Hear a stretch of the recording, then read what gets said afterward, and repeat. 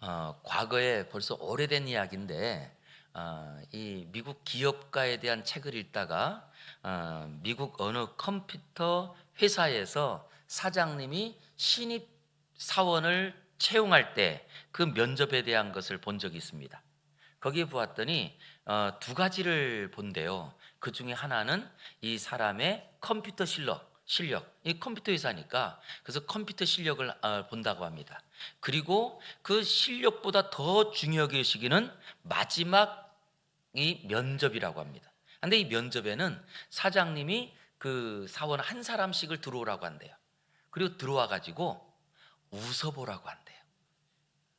그리고 그 사람의 웃는 모습을 보고 사람을 채용했답니다. 근데 그 자서전에 보니까 자기가 지금까지 그렇게 그 직원을 선출한 것은 너무나 잘했다. 너무나 잘했다는. 왜냐라고 했더니 대개 그 사람의 웃는 모습을 보고 그 다음 선출했는데 그 직원들이 다 하나같이 정말 일을 잘하더라는 거예요. 왜 그럴까라고 할 때 우리 한번 따라서 해보시기 바랍니다.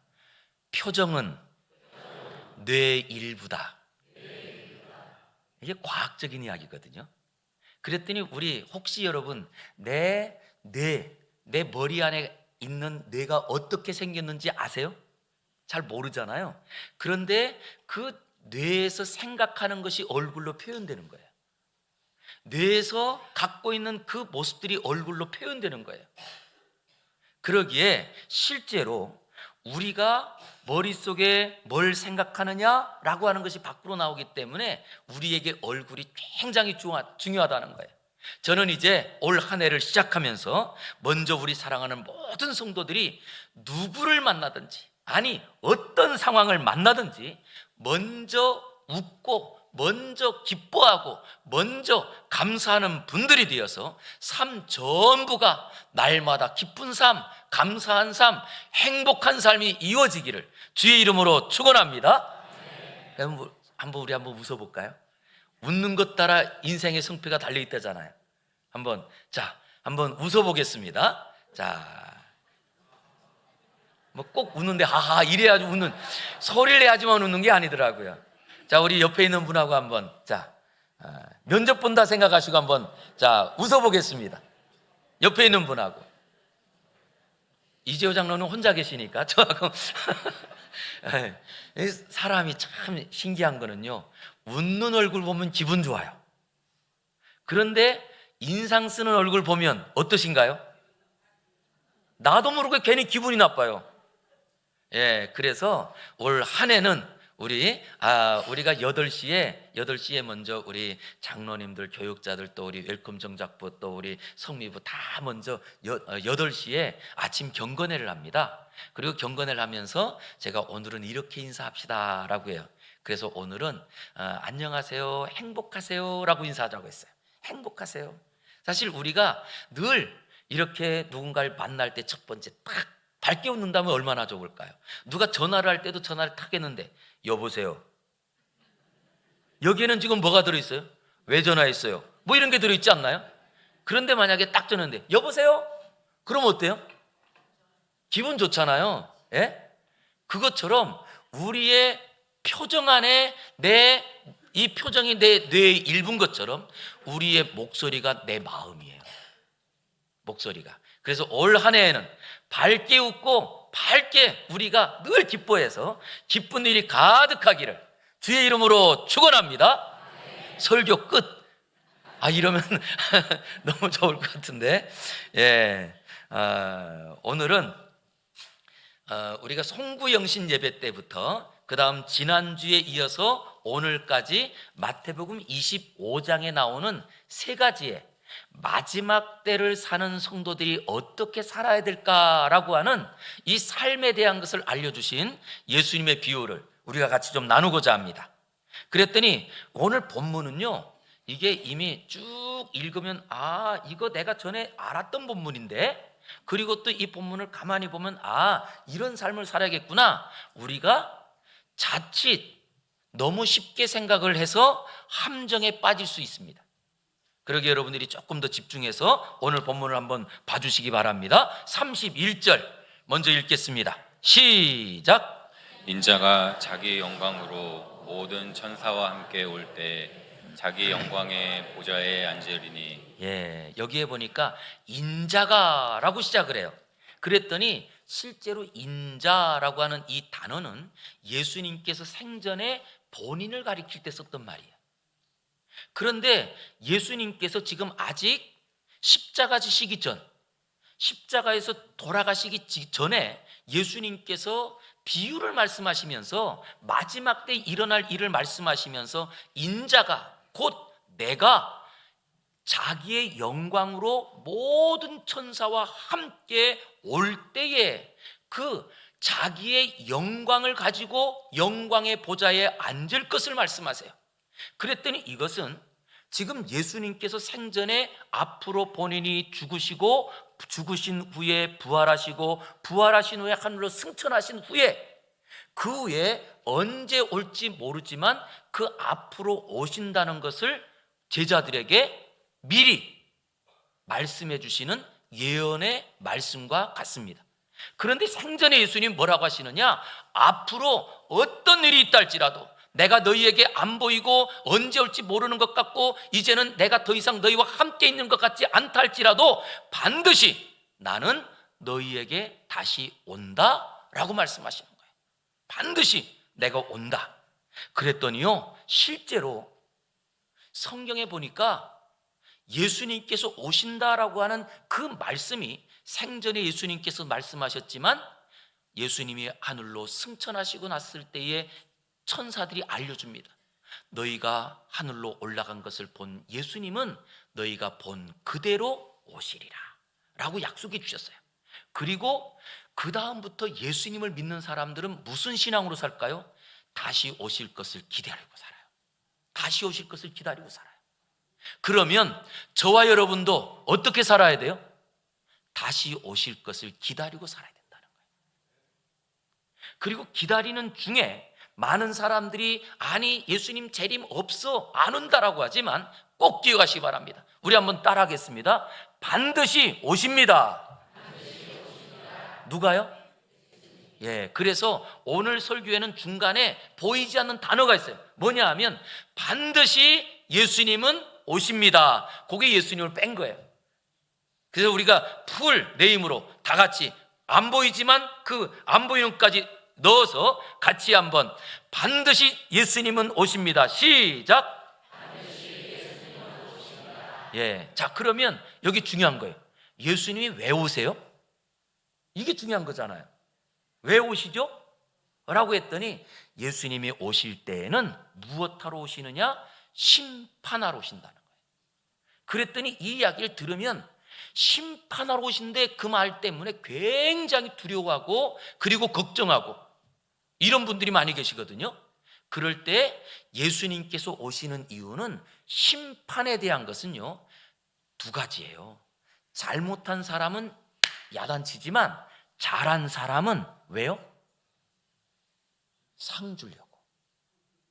그럼 우리가 누구만 되면 돼요? 칭찬받는 사람, 잘한 사람이 되기만 하면 상도 받고 칭찬도 받는 이야기가 되는 거예요. 그래서 이미 그런 중에 오늘도 이 주일날 아침에 올라와서 예배를 드리는 이 모습은 하나님 보실 때 좋을까요? 좋을까요? 좋죠. 그러기에 우리 한번 여러분 우리 옆에 있는 분에게 꼭 이거 얘기해 줘야 돼요. 주님 오셔도 우리는 칭찬만 받는데요. 그러면 여러분 주님 오시는 게 걱정됩니까? 기대가 됩니까? 기대가 되죠. 칭찬받는다니까요. 그럴 때 예수님께서 오셨을 때 모습을 이렇게 소개를 했어요. 우리 32절과 33절 보세요. 모든 민족을 그 앞에 모으고 각각 구분한다. 구분하는데 어떻게 구분하느냐?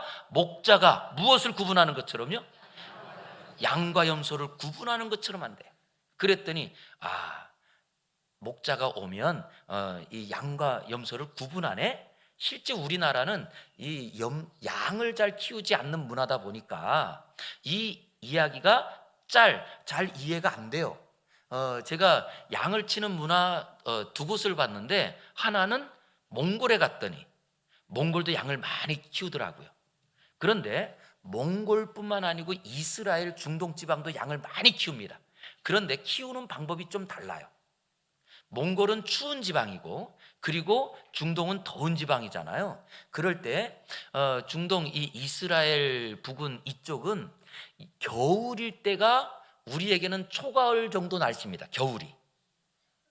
그리고 봄이 되고 여름이 되면서부터는, 정말 여름이 될 때는 우리가 생각할 수 없을 정도로 뜨거운 날씨예요. 그런데 이렇게 뜨거운 날씨에도 목자들이 양을 칠까요? 안 칠까요?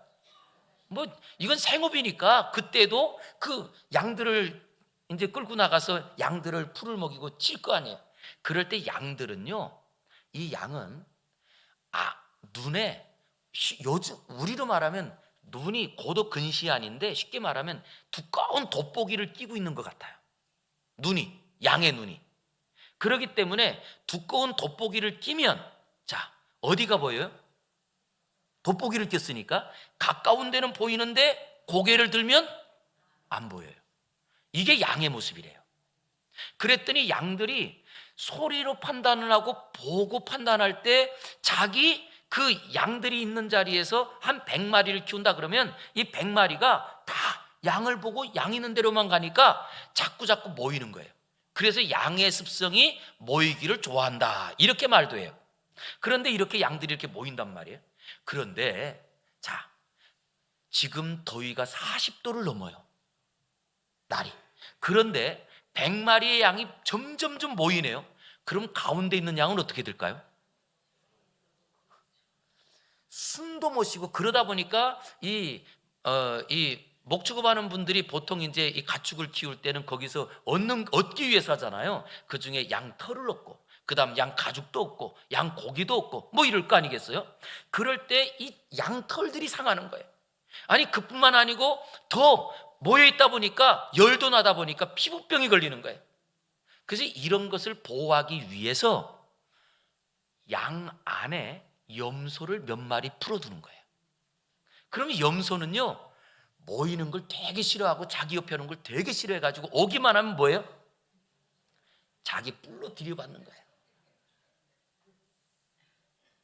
이렇게 이스라엘에 어떤 분이 그걸 가지고 요 이야기를, 교회가 그렇다, 그러니까 성도들은 모이기 좋아할 때 그 안에 꼭 못되게 뿔나는 사람이 있다, 이렇게 말도 하더라고요. 그런데 이 이야기는 그런 걸 하려는 얘기가 아니에요. 바로 이스라엘 문화에서 양을 칠 때에, 이렇게 들러 나갈 때는 양과 함께 염소를 몇 마리를 키우는데, 같이 키우는데, 그러면 염소가 모일 때마다 가운데 있으면 막 들여받아서 점점 숨도 쉬고 이렇게 건강하게 하다가 저녁 때가 됩니다. 그러면 저녁 때가 되었을 때 이 양들도, 가축들도 잠을 자야 될 거 아니에요. 그럴 때 잠을 잘 때는 염소하고 양을 같이 두면 어때요? 그러면 양들이 피곤해서 잠을 못 자요. 왜냐? 제 어렸을 적에도 저희 집에 한 방에서 아버지, 어머니, 누나, 나 이렇게 다 잤거든요. 그러면 밤에 이불을 한 방에 다 깔고 쫙 누워 자잖아요. 그러다 잘 때는 그렇게 자는데, 일어나 보면 제가 아버지 옆에 가 있어. 뭐 이런 거거든요. 근데 이것처럼 이 염소들도 잘 때, 그러니까 양들은 막 그러면 자는데 염소들이 들이받고 그러니까 잠을 못 자니까, 저녁 때가 되면 양과 염소의 우리를 따로 두어서 각각 들여보냈던 거예요. 자, 이거를 이스라엘 사람들이라면 목자가 저녁 때 양과 염소를 구분하여 드렸더라. 그러면 왜 그래요? 이런 사람이 있을까요? 없겠죠. 다 아는 이야기죠. 누구나 다 알고 있는 그 이야기를 가지고 예수님께서 바로 마지막 때에 오셨을 때에, 예수님이 오셔서 반드시 모든 사람들을 모아 양과 염소를 구분하는 것처럼 구분한다는 거예요. 그럴 때 33절 보세요. 33절. 자, 양은 어느 편에요? 33절. 양은 오른편에, 그리고 염소는 여기서 문제가 생기는 거예요. 이스라엘 사람들에게 있어서는요, 우리도 오른손을 쓰는 문화잖아요.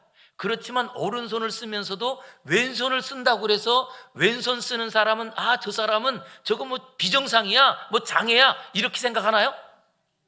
안 하죠. 오히려 왼손 쓰는 사람이 더 머리 회전이 좋고 똑똑하대요.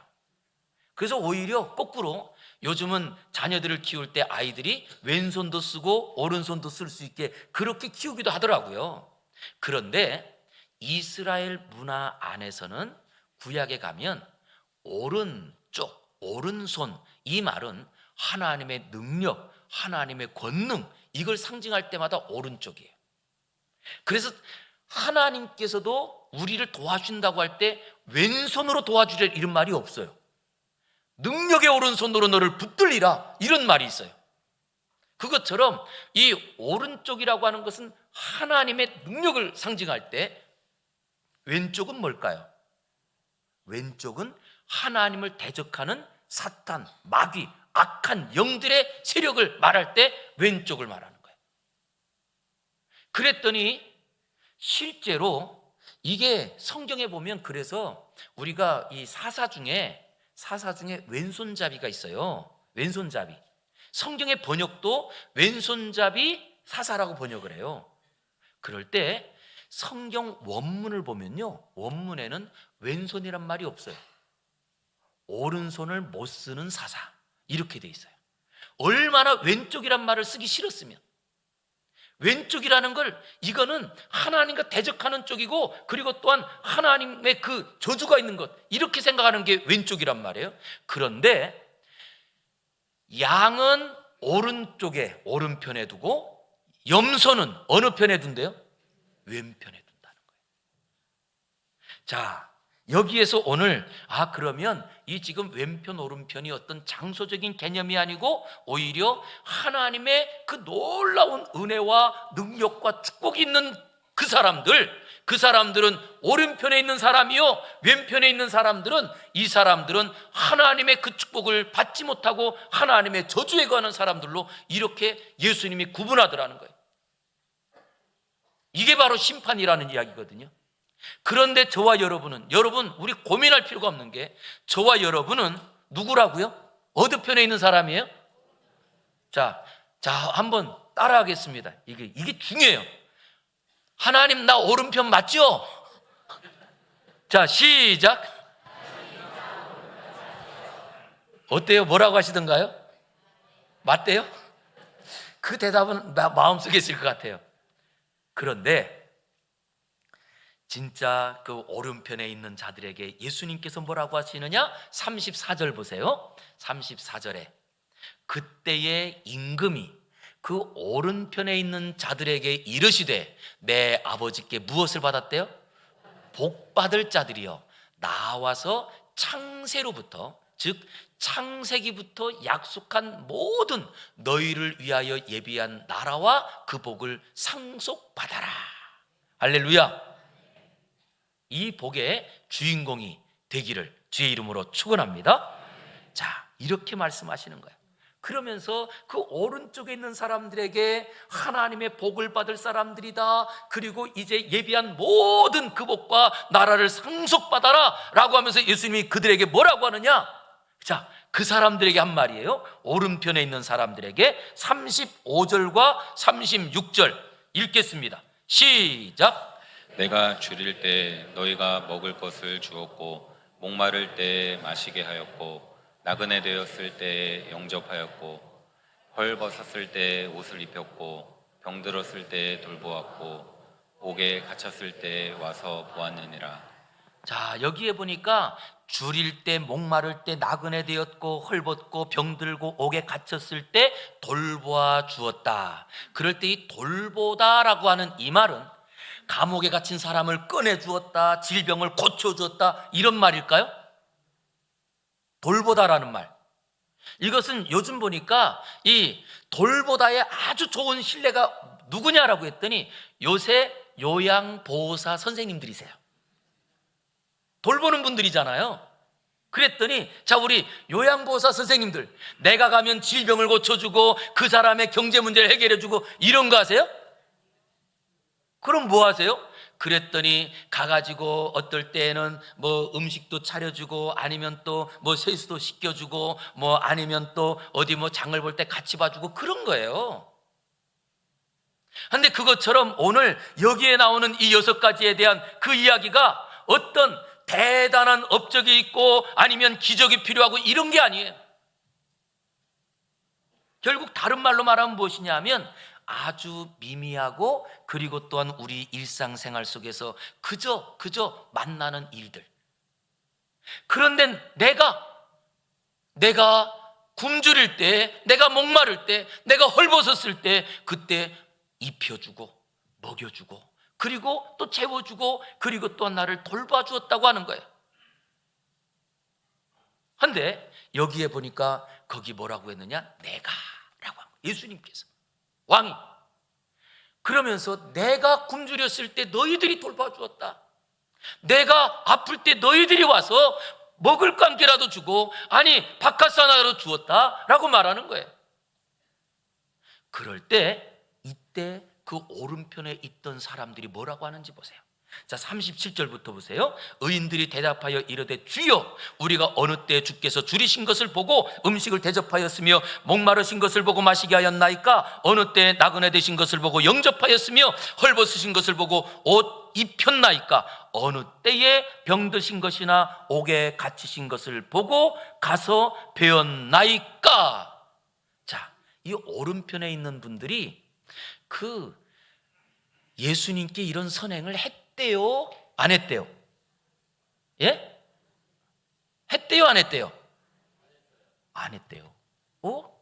분명히 예수님께서 지금 내가 아프고 병들고 연약할 때 나를 돌봐주었다라고 하는데 왜 이 의인들은 우리가 언제요? 이렇게 말하고 있죠? 그러면 이분들은 왜 자기들이 한 일을 우리가 일반적으로 보면 내가 한 일은요 다른 사람 몰라도 나는 알아요 몰라요? 나는 알잖아요. 그런데 이분들이 왜 그럴까? 그럴 때 성경에 보니까 이분들이 인식이 없는 이야기를 마태복음 6장 3절에 보면 예수님께서 선행을 이렇게 말씀하세요. 마태복음 6장 3절 보세요. 너는 구제할 때에 오른손이 하는 것을 무엇이 모르게 해요? 여러분, 이 성경 구절이 이해가 되세요? 일반적으로 의미로는 알겠어요. 조용히 해라. 아무도 모르게 해라. 그런데 아무리 모르게 해도 오른손이 한 일을 왼손이 어떻게 모르냐고요. 누구는 알아요? 나는 알잖아요. 나는. 하나님이 하는 건 두 번째고, 예? 일단 내가 했으면 내가 오른손으로 한 걸 왼손이 어떻게 모르냐고요. 그럴 때 오늘 여기에 1차적으로는 은밀히 하라라고 하는 일이지만 실제로 그게 저는 이게 어떤 걸까라고 하는데 제가 마태복음을 연구하다 오늘 본문 보면서 깨달았잖아요. 그랬더니 이 지금 의인들은 무슨 이야기냐? 그 오른편에 있는 의인들은요 진짜 그 가난한 사람들을 돌보고 아니면 또 옥에 갇힌 사람 가서 또 챙기고 뭐 이런 일을 하면서도 그 자기들이 한 선행에 대한 것을 자기들이 했다고 잘 기억하지 못하는 거예요. 왜 그럴까? 밑바닥 안에 있는 마음 자세인데요, 이 사람들은 그렇게 가난하고 그리고 병들고 아니면 이런 아주 사소한 일 가운데에도 이 일은 당연히 내가 할 일이라고 생각하고 살았던 거예요. 당연히 할 일이라. 그럼 당연히 하는 일들은요 그때는 기억하지만 얼마 시간이 지나면 기억을 잘 못해요. 그 중에 우리 한번 생각해 볼게요. 아침에 일어났잖아요, 그죠? 아침에. 그런데 아침에 몇 시, 몇 분, 몇 초에 일어나셨어요? 기억하시는 분? 아프다가 계속 누워있다가 눈을 뜨고 일어난 분은요 그걸 기록해놔요. 몇 날, 몇 시, 몇 초에 내가 일어났다, 이렇게 기록을 해놓을 거예요. 그리고 기억할 거예요. 내가 그때 일어났다고. 그런데 당연히 일어나는 분들은 몇 시 일어난지 기억 안 하고 살아요. 자, 아침에 그래도 교회 오는데 세수하고 오셨겠죠? 그죠? 세수 안 하신 분 안 계실 거 아니에요? 세수를 몇 번 하셨어요? 기억하세요? 못 하세요? 내가 했는데? 이런 거예요. 바로 오늘 이 의인들은 어떻게 살았느냐라고 했더니 이미 예수님을 믿는 사람으로 그 믿는 사람 안에서 내가 왼손이 하는, 아니 오른손이 하는 일을 왼손이 모르게끔, 아니 깊은 뜻을 가지 않고 그냥 당연히, 이건 내가 당연히 하는 거야. 그리고 당연히 하다 보니까 언제 한지 모르는 거야. 그래서 예수님께서 말씀하십니다. 너희들이 내가 굶주릴 때, 내가 배고플 때, 아니면 또 내가 목마를 때 그때 물을 줬다 그랬는데 우리가 언제요? 왜? 당연히 그러고 살았으니까 모르는 거예요. 그럴 때 왼편에 있는 자들에 대해서 이렇게 예수님께서 책망하십니다. 자, 41절 우리 같이 한번 읽어보겠습니다. 시작. 왼편에 있는 자들에게 이르시되 저주를 받은 자들아, 잠깐만, 보세요. 잠깐 스톱. 저주를 받은 자들의, 이걸 어떻게 읽어야 돼요? 여러분, 성경을 읽을 때도 제발 좀 입체적으로 좀 읽어보세요. 자, 저주를 받을 때 저주를 받을 자들아, 이렇게 말하는 사람은 하나도 없더라고. 자, 저주를 시작. 나를 떠나 마귀와 그 사자들을 위하여 예비된 영원한 불에 들어가라도 어떻게 해요? 예, 화났을 땐 가버려 그러잖아요. 들어가라. 이렇게 예수님께서 책망하시는데, 여러분, 우리 인생 속에 믿는 사람이든 안 믿는 사람이든 가장 큰 저주가 뭔지 아세요? 그거는 주님과 분리되는 겁니다. 오늘 그래서 가장 무서운 저주를 받을지어다라고 하면서 뭐라고 하느냐? 나를 떠나라. 왜? 아무리 죄를 지은 사람도요, 주님과 함께 있으면 그 주님을 통하여 떨어지는 부스러기를 먹어요. 그러나 주님을 떠나면 아무리 주님께서 뭘 주어도 우리는 받을 수가 없어요. 저주 중에 제일 큰 저주는 주님을 떠나고 신앙을 떠나고 하나님 없이 사는 거예요. 그러면서 뭐라고 하느냐라고 했더니 마귀와 그 종들에게 예비된 영원한 불못에 들어가라, 이런 책망을 하세요. 누구에게 하는 책망인지 여러분 들어봐야 돼요. 누구한테? 그러면서 예수님께서 뭐라고 하시느냐? 너희들은 내가 어려울 때, 내가 헐벗었을 때, 내가 굶주릴 때, 내가 옥에 갇혔을 때 너희가 나를 돌보지 아니하였느니라 라고 하면서 예수님께서 말씀하시거든요. 그럴 때 이 왼편에 있는 사람들이 44절 보세요. 그들도 대답을 합니다. 대답을 하는데, 주여, 우리가 어느 때에 주께서 줄이신 것이나 목마르신 것이나 나그네 되신 것이나 헐벗으신 것이나 병드신 것이나 옥에 갇히신 것을 보고 공양하지 아니하더이까? 했대요, 안 했대요? 했다는 거예요. 했다는 거예요. 아니, 그러면 이 사람들이 지금 거짓말하는 걸까요? 아니에요. 한 거예요. 한데 어떻게 했느냐? 뭔가 하나 하는 것 할 때마다 내 이거 한 거 알지? 봐. 예? 뭘 할 때마다 기념되게 하고 기억되게 하고 이렇게 한 거란 말이에요. 이걸 책망하는 거예요. 이건 우리의 신앙에 굉장히 큰 도전이 되는 이야기입니다. 우리가 오늘도 기도하고 찬양하고 그리고 또한 우리가 예배를 드립니다. 그리고 예배를 드리면서도 나 그때 예배 드린 거 알죠? 만약에 우리가 또 내가 그때 금식 기도한 거 알죠? 이 모든 것들이 무엇과 관계되냐? 오늘 이 왼편에 있는 강도의 이야기, 아니 왼편에 있는 사람들의 이야기예요. 우리가 언제 안 했습니까? 그때 말 좀 해보세요. 제가 보니까 이거 보니까요, 우리 여자분들 정말 조심해야 돼요. 제가 보니까 보통 가정에서 부부싸움하면 아내들이 그때 당신 이랬고 당신 이렇게 약속했고 당신 뭐 했는데 그러면서 그것 가지고 따지시더라고요. 그럴 때 보통 보면 남자들이 다 말을 못 하시더라고. 사실 우리는요, 기억하고 사는 게 은혜가 아니에요. 내가 잘한 일들은요, 내 안에 의미가 없는 일들이면 기억을 안 하는 게 당연한 거예요. 그런데 내가 10년 전 일도 기억하고 있고, 내가 그때 그 사람 돈 10,000원 구워줬는데 그 사람 왜 나한테 뭐 이런 거 생각하고 있잖아요. 그 순간 이미 나는 누구로 살아요? 저주받을 사람으로 살고 있는 거예요. 저주받을 사람으로. 이 이야기가 오늘 우리에게 어떤 대단한 일에 대한 것을 하라는 거예요. 예수님께서 말씀하시는 그 사소한 일들이지만 그 사소한 일들 가운데 지금 이 왼편에 있는 자들에게 뭐라고 하느냐? 너희들은 내가 그 원했던 그 모습을 하지 않았다 라고 할 때 그들은 기억하고, 내가 그때 했잖아요, 이거 했잖아요, 저거 했잖아요.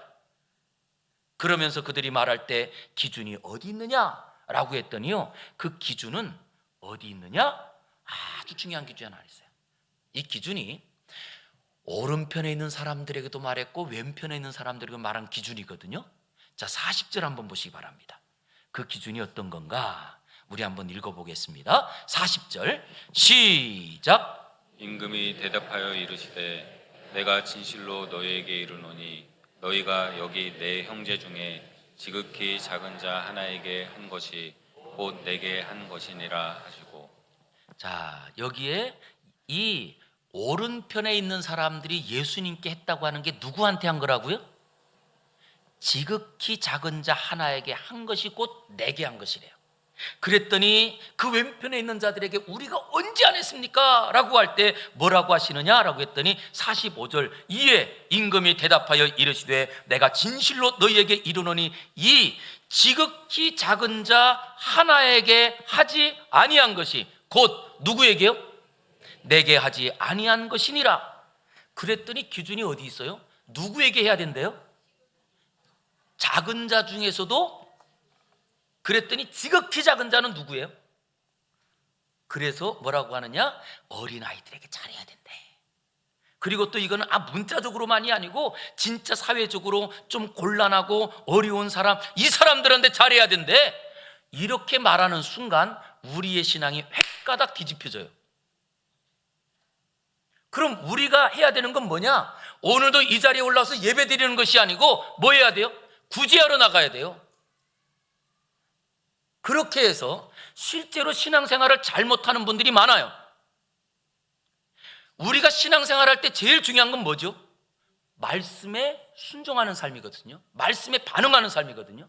그런데 말씀에 반응하는 것보다는 사람이 그래야 되고 우리가 지금까지 한 것이 중요해지고 그리고 또한 우리의 어떤 과거에 했던 것들이 중요해지는 순간 우리의 신앙은 뭔가요? 우리에게 제일 중요한 것은 예수님 외에는 없어야 되는 줄 믿습니다. 아멘이 적네요. 우리의 삶에 가장 중요한 분은 예수님 한 분밖에 없음을 믿습니다. 이거거든요. 그런데 우리에게 내 사는 삶에 무엇이 더 중요해지느냐라고 했더니 내 업적이 중요해져요. 우리 교회가 걸어온 길 아니면 내 생각 이런 것들이 중요해지고 그리고 이 지금 왼편에 있는 사람들은 뭐라고 하느냐라고 했더니 우리가 언제 안 했습니까? 말씀 좀 해보세요. 예수님 언제 갇혔는데 우리가 그때 가보지 않았습니까?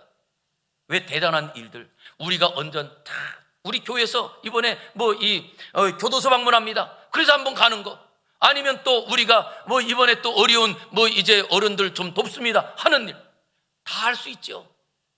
그리고 그때 동참하는 것 그것이 진짜 우리 신앙인가요? 신앙 없어도 해요. 엄밀히 말하면 바로 예수님께서 말씀하시는 건 어떤 거냐면 지극히 작은 자 하나에게 하지 않은 것이 내게 하지 않은 것이다 라고 할 때 이 말씀은요 지난주의 본문과 연결해서 보셔야 됩니다. 그랬더니 지난주에 예수님께서 그때는 주인이라고 말씀하시면서 주인이 종에게 달란트를 줬어요. 그리고 달란트를 가지고 그 주인이 준 것을 가지고 열심히 장사하여 남긴 종들을 칭찬하세요. 그래서 제가 지난주에 그런 말씀 드렸습니다. 우리는 복음 장사꾼이라고. 그러면 이 복음을 가지고 살아갈 때 그 복음이 어디까지 우리의 삶에 영향을 주어야 될까요? 복음이 어디까지요? 아주 사소한 생각 하나까지도 복음으로 살아야 된다는 거예요. 그리고 내가 하는 말은 모든 말이 복음과 관계 있는 말이 돼야 된다는 거예요. 복음과 내가 하는 모든 행동이 복음과 연결돼요. 그래서 이 말씀 장사꾼으로서 1부 때 보니까 1부 때 우리 서울철물에 김신자 권사님 오셨더라고요.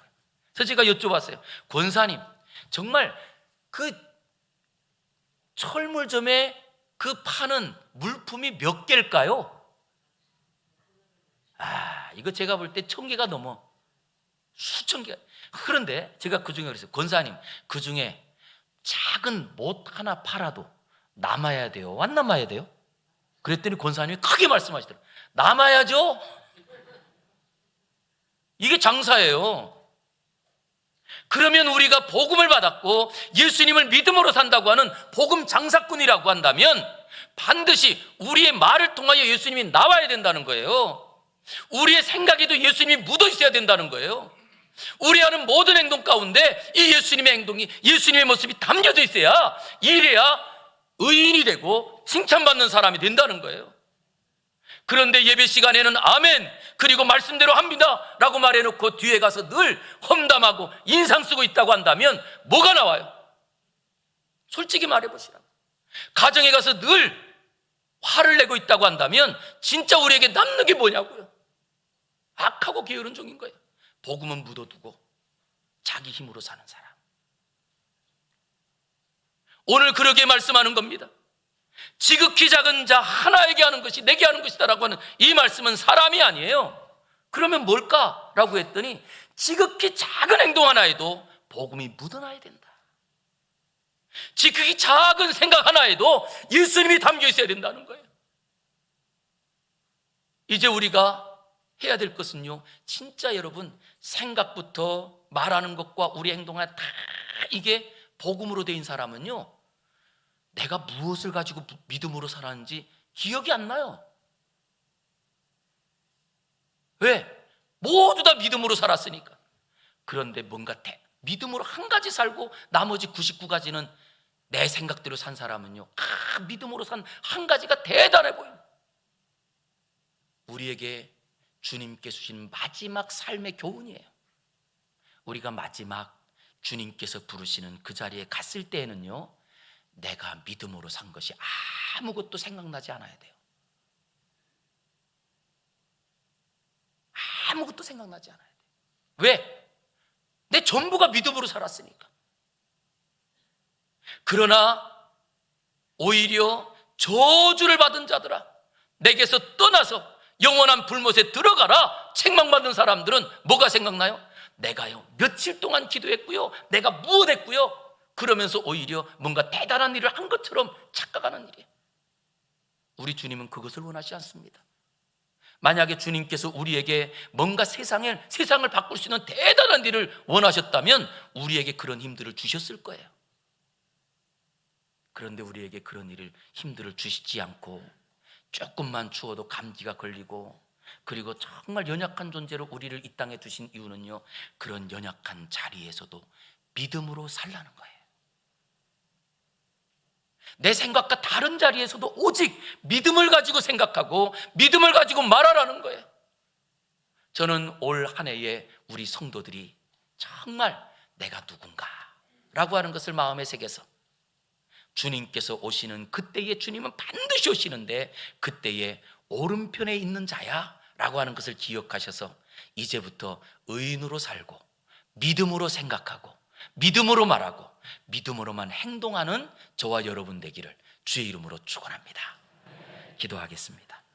거룩하신 아버지 하나님, 우리가 말씀으로 산다고 하면서도 교회 왔을 때만 말씀을 기억하고 가정으로 돌아가고 직장으로 갈 때는 말씀과 관계없는 삶을 사는 우리가 바로 왼편에 있는 사람들입니다. 주여, 그러기에 기도 하나 한 것 가지고 자랑하고 말씀 하나 지킨 것 가지고 대단한 것처럼 착각했지만, 주여, 우리의 삶 전부가 믿음으로 살아야 되는 우리는 복음의 자녀요 하나님의 자녀인 줄 믿습니다. 올 한 해에는 가정에서도 믿음으로 살고 직장에서도 오직 복음을 드러내며, 이제는 내가 하는 모든 생각이, 내가 하는 말과 내가 모든 하는 행동이 오직 예수님처럼 예수님을 닮아가는 주의 자녀 되게 하여 주시옵소서. 예수님 이름으로 기도 올리옵나이다. 아멘.